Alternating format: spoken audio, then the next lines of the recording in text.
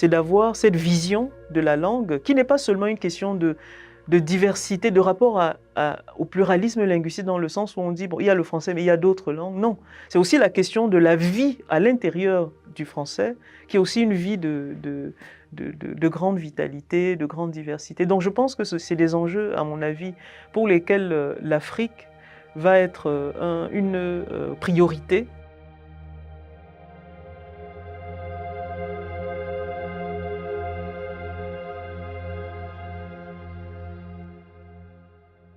Je suis Nadine Machikou, je suis professeure agrégée de sciences politiques à l'Université de Yaoundé 2, où par ailleurs j'exerce les fonctions de vice-rectrice en charge de la coopération, de la recherche et des relations avec le monde des entreprises. En fait, je suis essentiellement intéressée par des questions en rapport avec l'économie morale des émotions. C'est dans mon travail depuis quelques années. J'ai travaillé sur la façon dont les émotions, par exemple la colère, dans le cas de la crise anglophone au Cameroun, pouvaient devenir disruptive et porter à un conflit qui est devenu un conflit ouvert avec maintenant 6000 morts. Je m'intéresse aussi, et c'est aussi un point important dans mon travail, la question de la compassion et la manière dont la relationnalité de l'Afrique avec le monde est, disons, fondée sur une certaine relation compassionnelle aux Africains et à l'Afrique. Donc je travaille un peu sur ce type de choses, la question de la honte, de l'humiliation comme ressort d'action politique.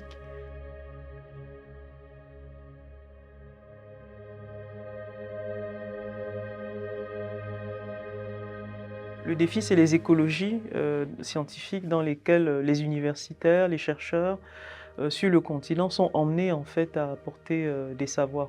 Au-delà d'une question plus structurelle de faible, disons, disponibilité de support de publication, il y a encore à l'intérieur, il y a encore cette fracture qui peut être une fracture épistémique entre le nord global et le sud global en termes d'accès. Et on va voir qu'il y a une géopolitique de la connaissance qui fait que les travaux qui sont disons, publiés ou en tout cas qui sont produits dans ces espaces-là, ont un niveau de circulation internationale qui est très faible, qui est aussi en lien avec des schémas internationaux de classement qui ne sont pas toujours en capacité de capter les épistémologies, les savoirs qui viennent de ces espaces-là. Donc du coup, ça pose en fait un ensemble de difficultés. Qu'est-ce qui fait que, par exemple, dans le cas d'une conférence francophone, certains en tout cas, des collègues africains n'ont pas accès au visa pour pouvoir venir participer et donc mettre, disons, sur la table un ensemble d'épistémologies qui sont produites là-bas, mais qui ne parviendront jamais et qui ne circuleront jamais,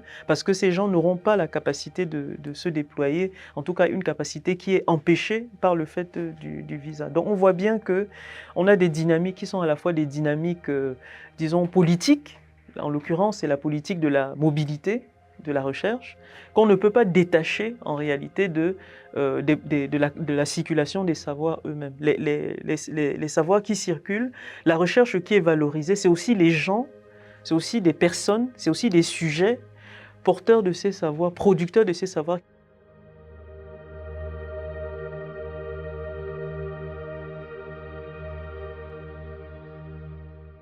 Dans l'offre linguistique, en ce moment, il y a quelque chose qui se joue qui est marqué par une forme de repolitisation du français en tant que, à la fois, langue de la colonialité, mais aussi en tant que langue de la réponse à la colonialité. Par exemple, si on songe à la façon dont un écrivain comme Kateb Yassine écrit que le français est notre butin de guerre, il est le butin de guerre des Africains, parce que le français est ce qui est resté de l'interaction coloniale qui était une interaction brutale. Donc, ce qui veut dire aussi que quand les gens parlent français, en fait, ils s'approprient ce français, que ce français n'est plus ou pas nécessairement dans des formes, dans des normes, etc.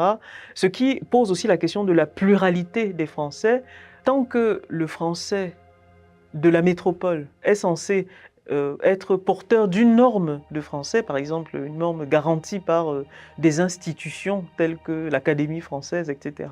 Tant qu'on a cette forme d'emprise en fait sur la pratique du français et qu'on ne prend pas acte en réalité de ce que les langues ont leur propre vie Et la question de la vie d'une langue, c'est pour ça qu'on a des langues mortes. Les langues meurent parce qu'elles ne sont pas parlées, qu'elles ne sont pas transformées, elles ne sont pas ancrées. Et que la vie du français, c'est aussi la capacité du français à s'ancrer, à se transformer, etc. Et que ce n'est pas que cette diversité ou cette diversification, en tout cas cet enrichissement de la langue, n'est pas une perte. C'est toute la question du rapport entre la langue métropolitaine et la langue impériale.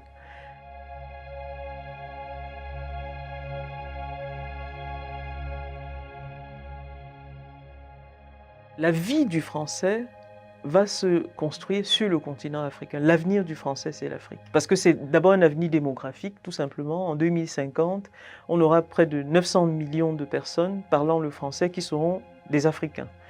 Donc ça veut dire aussi que, en réalité, l'attention et les priorités en matière de soutien aux Français doivent prendre acte de ce mouvement, mais qui est un mouvement qui doit prendre en compte le fait que les jeunes générations qui arrivent n'ont pas ce rapport historique aux Français.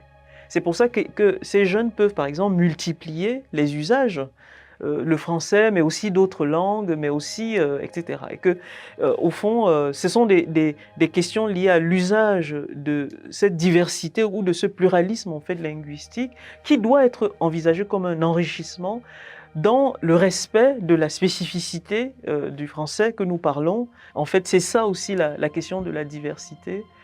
Qui doit être garantie et protégée en tant que telle, c'est-à-dire en tant qu'elle est aussi, dans son ancrage, dans sa vie propre, le reflet d'un dynamisme qui est aussi le dynamisme des populations, qui est le dynamisme de la création, de la créativité de la langue, et que c'est au fond autant d'enjeux sur lesquels il faut s'intéresser. Et ça suppose naturellement que nous ayons des supports de publication, que nous ayons en fait des espaces scientifiques qui permettent de protéger cela, qui permettent de célébrer cela, la force et la vitalité. On peut être porté à dire que la diversité linguistique, elle ne peut pas être pensée de façon autonome. C'est quelque chose qui doit être réinvesti dans l'espace politique en tant que aussi une des matérialisations de la gouvernance politique et que on gouverne les langues comme on gouverne en fait les sociétés.